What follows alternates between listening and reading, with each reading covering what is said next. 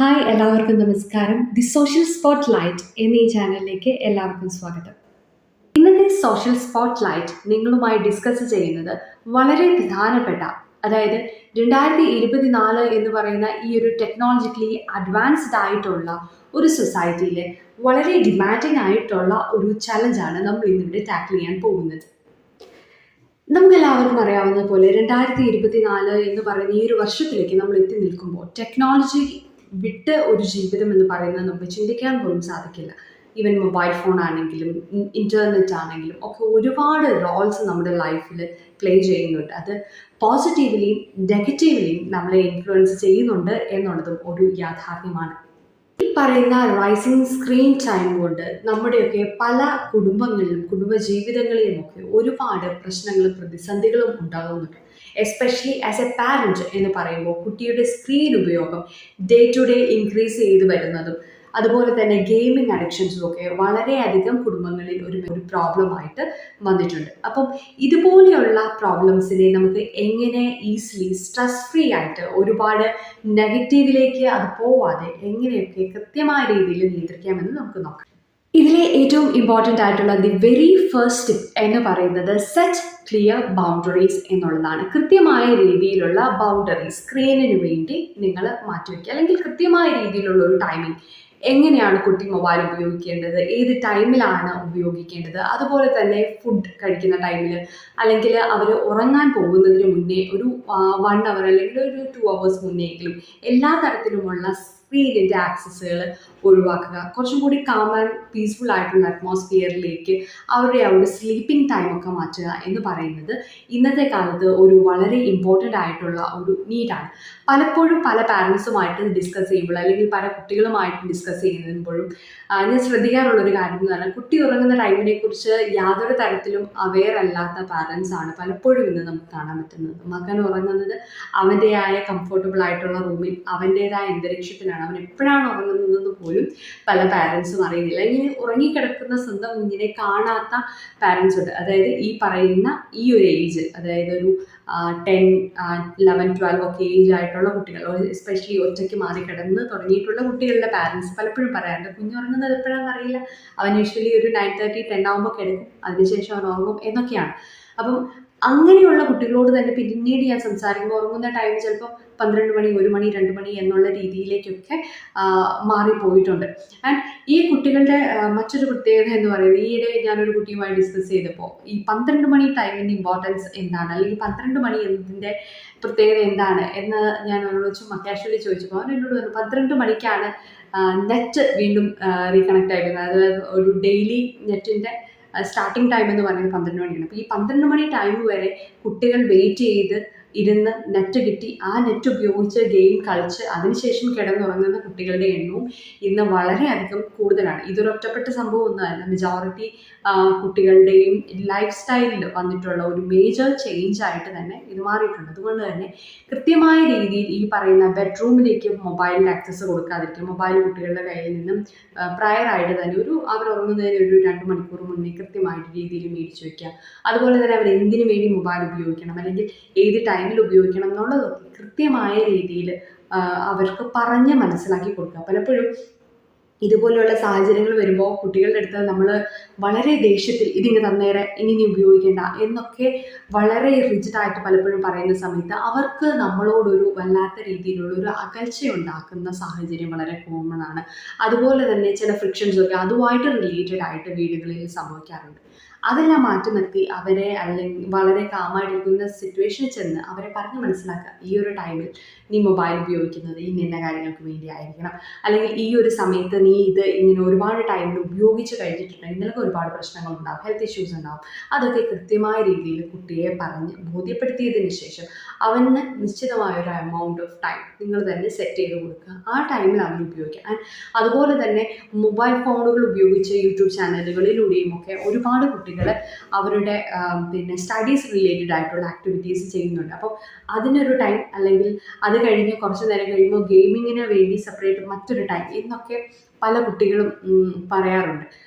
ആ സമയത്ത് നിങ്ങൾ കൃത്യമായിട്ട് അവർക്ക് ഡിവൈഡ് ചെയ്ത് കൊടുക്കുക. നിനക്ക് എന്തെങ്കിലും യൂട്യൂബിൽ വല്ലോ നോക്കണമെങ്കിൽ, അല്ലെങ്കിൽ സ്റ്റഡി റിലേറ്റഡ് ആയിട്ടുള്ള കാര്യങ്ങൾ നെറ്റിൽ സെർച്ച് ചെയ്യണമെങ്കിൽ നിങ്ങൾ കൂടി അതിനെ ഹെൽപ്പ് ചെയ്തിട്ട് അതിന് പറഞ്ഞു കൊടുക്കുക. Spend some more time with our child. Because ഇന്നത്തെ കാലത്ത് പാരൻസിന് പലപ്പോഴും പറ്റുന്ന ഒരു അബദ്ധമാണ് നമ്മൾ കുട്ടികളുടെ കൂടെ ടൈം പ്രോപ്പർലി സ്പെൻഡ് ചെയ്യുന്നുള്ളൂ ഇല്ല എന്നുള്ളത്. അപ്പം ഇതുപോലെയുള്ള ചെറിയ കാര്യങ്ങൾ ശ്രദ്ധിക്കുന്നതിൻ്റെ ഭാഗമായിട്ട് നമ്മൾ കുറച്ചും കൂടി അവരുടെ കൂടെ ടൈം സ്പെൻഡ് ചെയ്യാൻ തുടങ്ങുമ്പോൾ ഈ പറയുന്ന പല കുടുംബങ്ങളിലും നിലനിൽക്കുന്ന ഈ പാരൻ്റൽ അല്ലെങ്കിൽ ചൈൽഡ് റിലേറ്റഡ് ആയിട്ട് വരുന്ന ഗ്യാപ്പുകളൊക്കെ മാറി കുറച്ചും കൂടി ഒരു പിന്നെ ഇൻറ്റിമസി ക്രിയേറ്റ് ചെയ്യാനായിട്ടും ഇത് വളരെയധികം ഹെൽപ്ഫുൾ ആയിരിക്കും.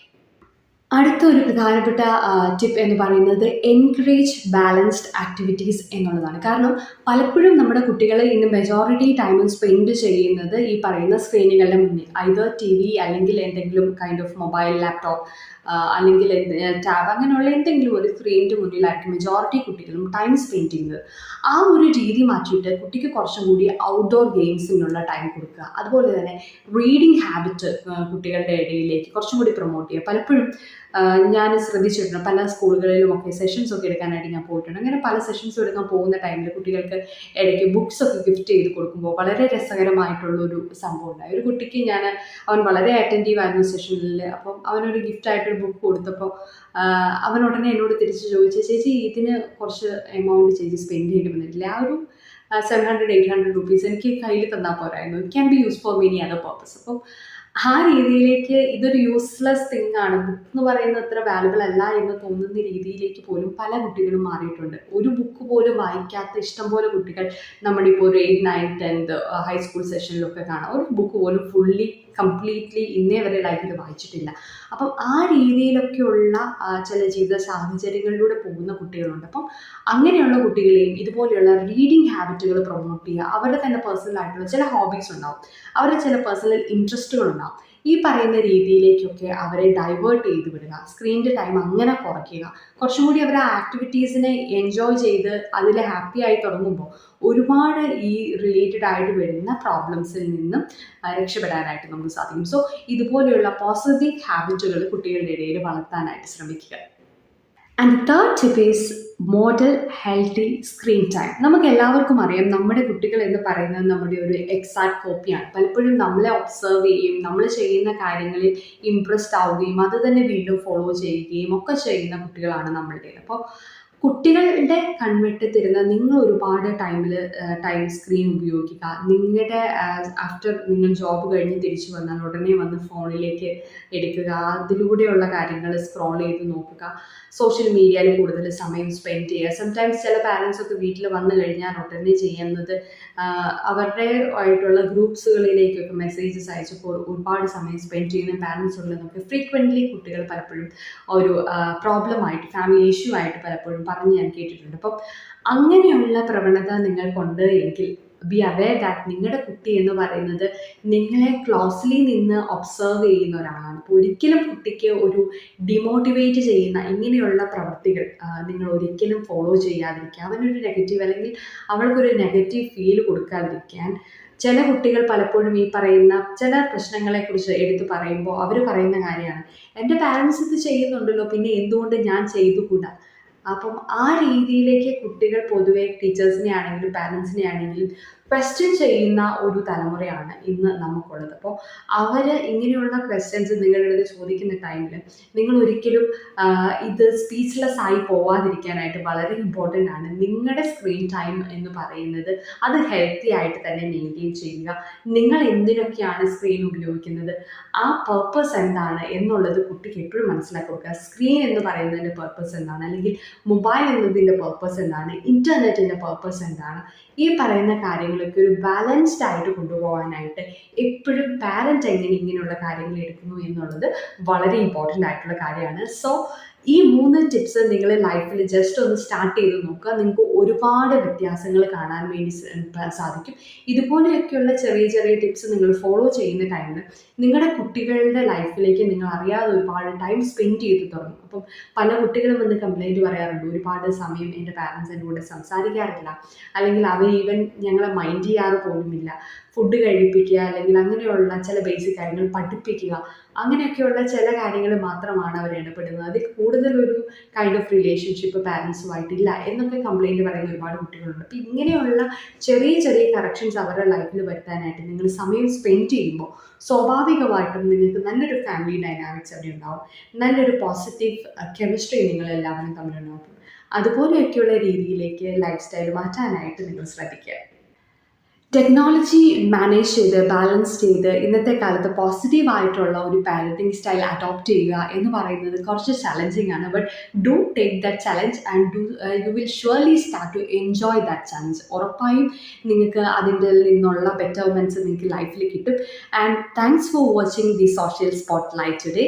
നിങ്ങൾക്ക് ഈ വീഡിയോ ഹെൽപ്ഫുൾ ആയിട്ട് തോന്നുകയാണ് എങ്കിൽ, ഇത് നീഡഡ് ആയിട്ട് ഉണ്ട് എന്ന് തോന്നുകയാണ് എങ്കിൽ, അങ്ങനെയുള്ള ആൾക്കാർക്ക് ഈ ഒരു വീഡിയോ ഇനിയാൾക്ക് കിട്ടിയാൽ ഹെൽപ്ഫുൾ ആയിരിക്കുമെന്ന് തോന്നുന്നവർക്ക് ഷുവറായിട്ടും നിങ്ങൾ ഇത് ഷെയർ ചെയ്ത് കൊടുക്കുക.